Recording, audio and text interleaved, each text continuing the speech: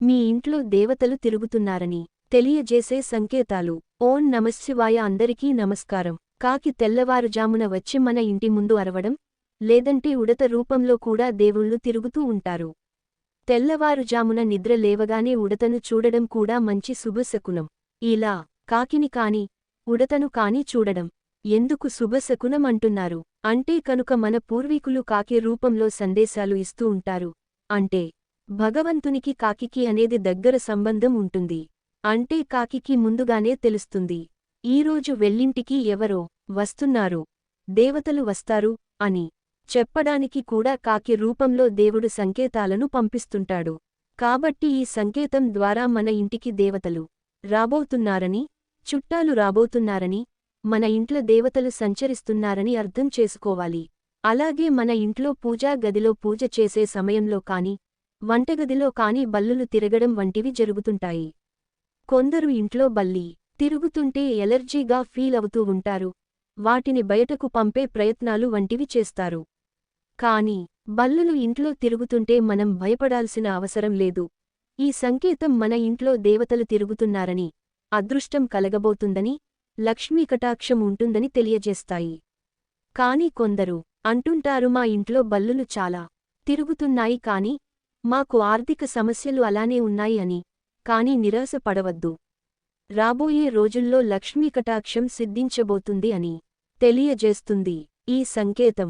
అలాగే మన ఇంట్లో పూజ చేసేటప్పుడు దీపారాధనలోని జ్యోతి కాంతి ఒక్కసారిగా బాగా ప్రకాశవంతంగా కనిపించడం, అలాగే గాలి ఏమీ లేకపోయినా వత్తి దగ్గర ఉన్న కాంతి అటు ఇటూ కదలడం, ఇది అమ్మవారు మన ఇంటికి వచ్చారని, మన పూజను స్వీకరించారని తెలియజేసే సంకేతం.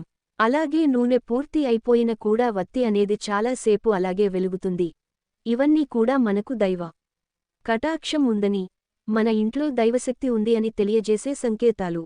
అలాగే మన ఇంట్లో కుదరక అసలు దీపారాధన చేయకపోయినా, అగర్బత్తులు వెలిగించకపోయినా కూడా ఒక్కోసారి విభూతి, చందనం పరిమళం, అప్పుడే అగర్బత్తులు వెలిగించిన పరిమళం వంటివి మనం ఆస్వాదించగలం. కాబట్టి ఈ సంకేతం కూడా మన ఇంట్లో దైవం ఉంది అని తెలిపే సంకేత. అలాగే ఇంట్లో కరెంట్ పోయినప్పుడు, లేదంటే ఫ్యాన్ వేయకుండానే, చుట్టూ గాలి లేకపోయినా కూడా ఒక్కోసారి ఏదో ఒక గాలి మనల్ని తాకి మన పక్కాగా వెళ్లడం మనం స్పర్శిస్తాము. అలాంటి సందర్భాలలో అమ్మవారి, మన ఇష్టదైవం మన ఇంట్లోకి వచ్చారని, మన ఇంట్లో ఉన్నారని సంకేతం. అలాగే వంటింట్లో ఒక్కోసారి పాలు పొంగుతూ ఉంటాయి. ఇలా పాలు పొంగితేనే ఇంట్లో ధనాభివృద్ధి కూడా పొంగుతుంది.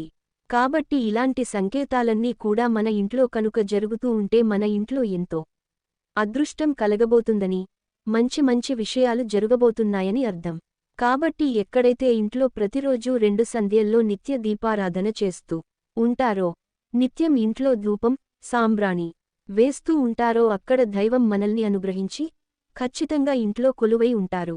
ఈ వీడియో గనుక మీకు నచ్చినట్లయితే ప్లీజ్ లైక్ చేసి మీ ఫ్రెండ్స్కి షేర్ చెయ్యండి. అలాగే మా కొత్త వీడియోస్ మీకు వెంటనే చేరాలంటే మా ఛానల్ని సబ్స్క్రైబ్ చేసుకొని పక్కనే ఉన్నటువంటి బెల్ ఐకాన్ని ప్రెస్ చెయ్యండి. Thanks for watching.